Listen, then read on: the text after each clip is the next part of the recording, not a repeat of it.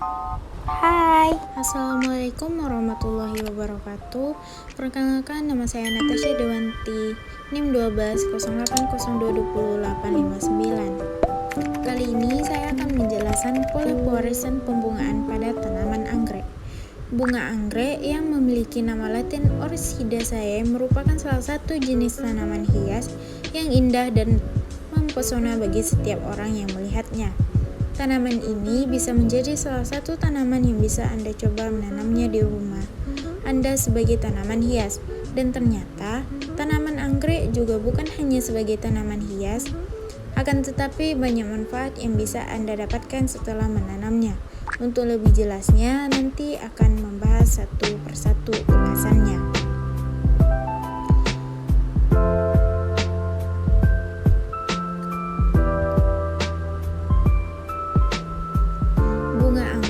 Juga memiliki jenis yang banyak untuk Anda ketahui dan memiliki ciri khas dalam perawatan dan cara penanamannya yang berbeda dengan tanaman jenis lainnya. Penyebaran bunga anggrek ini sudah tersebar di berbagai daerah tropis sampai daerah sirkumpolar dan dengan berbagai habitatnya. Tanaman bunga anggrek ini terbagi beberapa macam berdasarkan habitatnya, seperti anggrek Cattleya, Cymbidium, Dendrobium, Phalaenopsis, Oncidium, dan Vanda. Tanaman bunga anggrek jenis seperti ini hidup menempel pada tanaman lain, tetapi tidak mengganggu tanaman lainnya. Sedangkan tanaman bunga anggrek yang hidup di tanah selanjutnya yaitu pewarisan sifat atau plasa. Makhluk hidup yang ada di muka bumi ini sangat beragam. Setiap jenis makhluk hidup mempunyai sifat dan ciri tersendiri sehingga dapat membedakannya antara yang satu dengan yang lainnya. Sifat atau ciri yang dimiliki oleh setiap makhluk hidup ada yang dapat diturunkan dan ada pula yang tidak dapat diturunkan. Dalam pewarisan sifat, dari generasi ke generasi berikutnya mengikuti pola tertentu yang khas bagi setiap makhluk hidup. Pewarisan sifat dari induk kepada keturunannya disebut hereditas. Cabang biologi yang khusus mempelajari tentang hereditas adalah genetika. Tokoh yang sangat berjasa dalam menemukan hukum-hukum genetika adalah Gregor Johann Mendel. Selanjutnya, sifat warna pada bunga anggrek pada umumnya lebih banyak mendapat perhatian daripada sifat lainnya. Warna bunga dibedakan menjadi 3 kelompok utama, yaitu putih, kuning, merah, dan biru.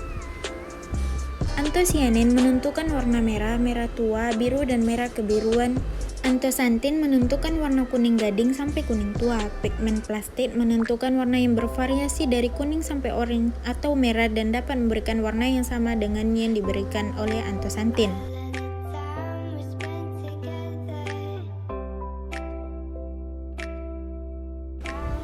Terbentuknya warna bunga dapat disebabkan oleh adanya interaksi antara gen yang berbeda, misalnya gen C dan P, di mana masing-masing menentukan aktivitas enzim dalam suatu metabolisme, sedangkan gen resesifnya menandakan aktivitas enzim tersebut. Keadaan homozigot resesif CC dan atau PP menyebabkan terhambatnya sintesis, di mana organisme dengan genotip CC akan dihambat sintesisnya pada tahap 1 dan genotip PP pada tahap 2. Antosianin akan terbentuk apabila masing-masing gen paling sedikit mempunyai satu alel dominan C, P, Gardner, dan Snowstadt. Sifat fenotip dari bentuk heterozigot yang terletak di antara dua bentuk homozigot disebabkan hanya ada satu saja gen fungsional yang dapat mengaktifkan enzim.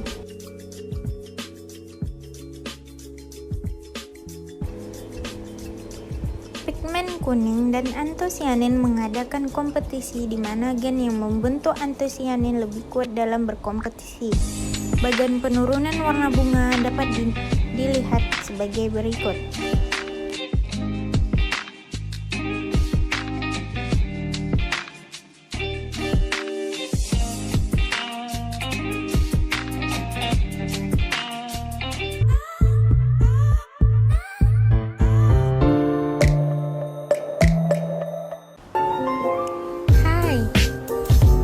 Assalamualaikum warahmatullahi wabarakatuh.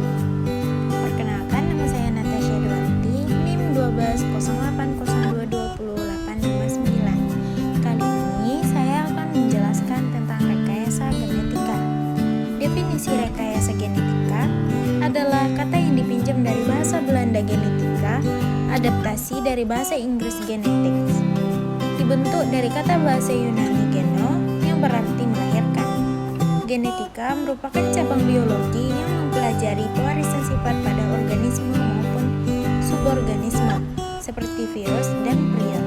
Maka dapat juga dikatakan bahwa genetika adalah ilmu tentang gen dan segala aspeknya.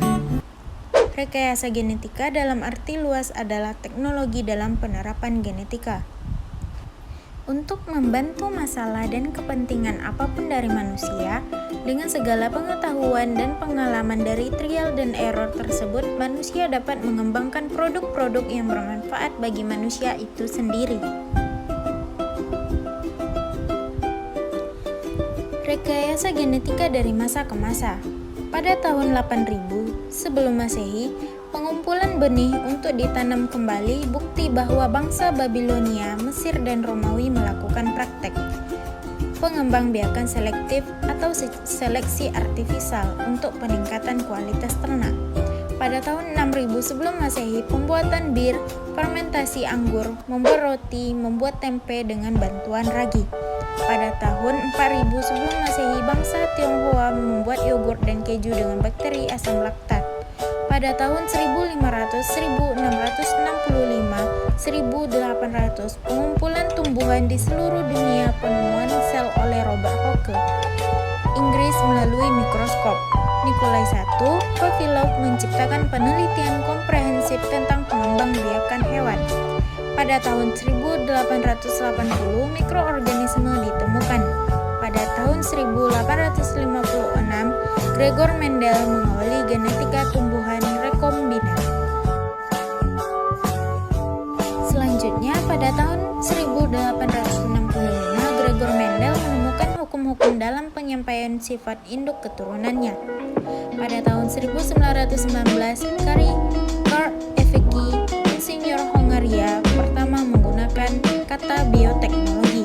Pada tahun 1970, peneliti di Amerika Serikat berhasil menemukan enzim pembatas yang digunakan untuk memotong gen-gen. Pada tahun 1975, metode produksi antibodi monoklonal dikembangbiakan oleh Kohler dan Milstein.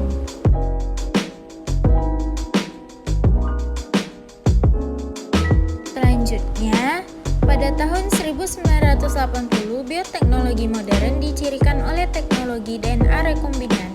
Model prokariotnya, E. coli, digunakan untuk memproduksi insulin dan obat lain dalam bentuk manusia. Pada tahun 1992, FDA menyetujui makanan GM pertama dari Colgene, tomat flavor safford. Tujuan rekayasa genetika.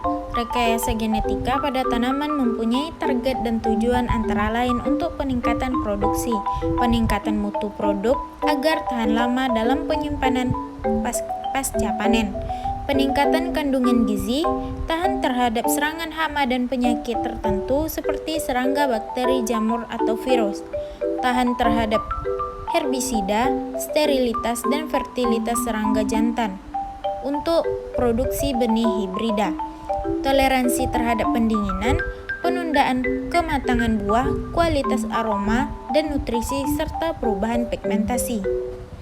Rekayasa genetika pada mikroba bertujuan untuk meningkatkan efektivitas kerja mikroba tersebut, atau misalnya mikroba untuk fermentasi, pengikat nitrogen udara, meningkatkan kesuburan tanah, mempercepat proses kompos dan pembuatan makanan ternak, mikroba prebiotik untuk makanan olahan, dan untuk menghasilkan bahan obat-obatan dan kosmetika.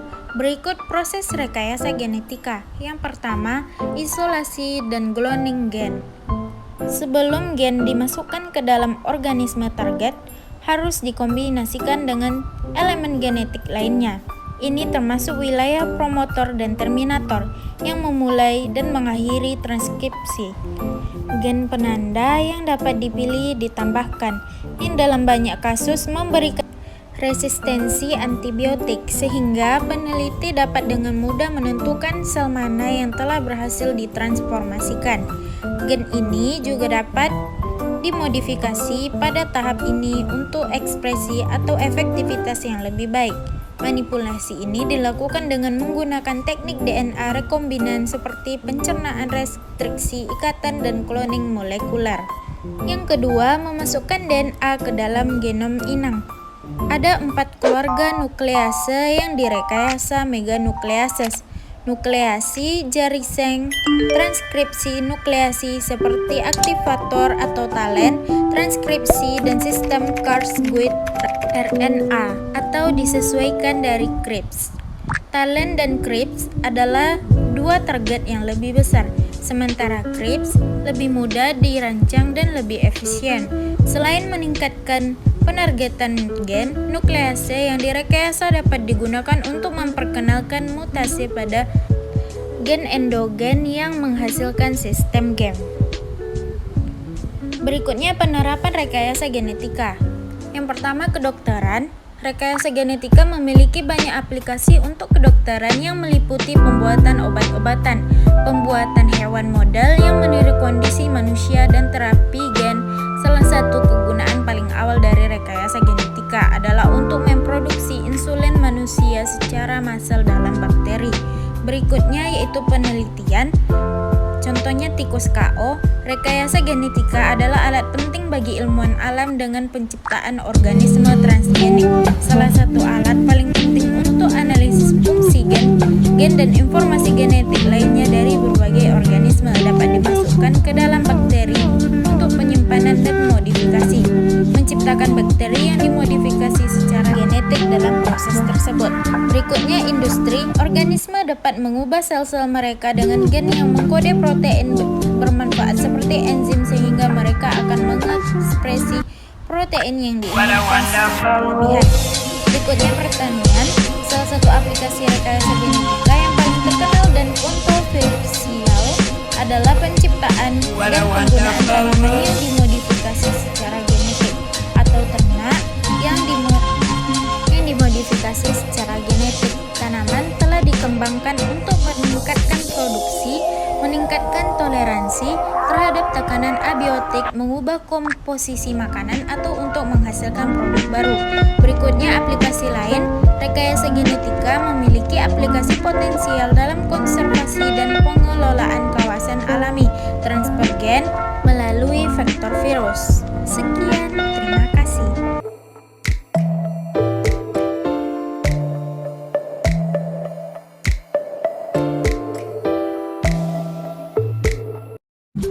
Hai, kali ini saya akan menjelaskan tentang plasma nutfah. Plasma nutfah adalah substansi pembawa sifat keturunan yang dapat berupa organisme atau bagian dari tumbuhan atau hewan serta jasad renik. Keterpaduan antara pengelolaan plasma nutfah dengan pemuliaan tanaman tidak dapat ditawar, karena keberhasilan pemuliaan sangat tergantung dari ketersediaan sumber gen yang disediakan oleh pengelola plasma nutfah. Manfaat plasma nutfah. Plasma nutfah berguna untuk merakit varietas unggul pada suatu spesies, misalnya spesies yang tahan terhadap suatu penyakit atau memiliki produktivitas tinggi. Berikut contoh plasma nutfah. Ada padi, pisang, dan jeruk nipis. Sekian yang dapat saya sampaikan. Terima kasih.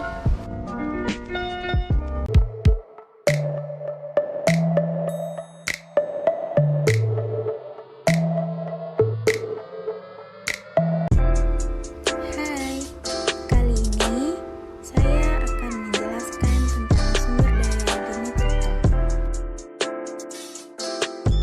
Sumber daya genetika adalah material tumbuhan, binatang, atau jasad renik yang mengandung unit-unit yang berfungsi sebagai pembawa sifat keturunan yang bernilai aktual maupun potensial untuk menciptakan galur rumpun atau spesies baru. Manfaat sumber daya genetik. Manfaatnya dapat dikenal dari penggunaannya secara langsung maupun tidak langsung. Sumber daya genetik padi dimanfaatkan secara langsung untuk memproduksi pangan dan untuk merakit varietas baru. Tujuannya untuk menjamin dan memelihara kemampuan evolusi dan seleksi dari jenis dalam populasinya agar menyesuaikan diri dengan perubahan yang akan terjadi khususnya dari persyaratan ekologi, dan ekonomi serta viabilitas yang unggul. Sekian yang dapat saya sampaikan, lebih dan kurang saya mohon maaf. Wabillahi taufiq wal hidayah.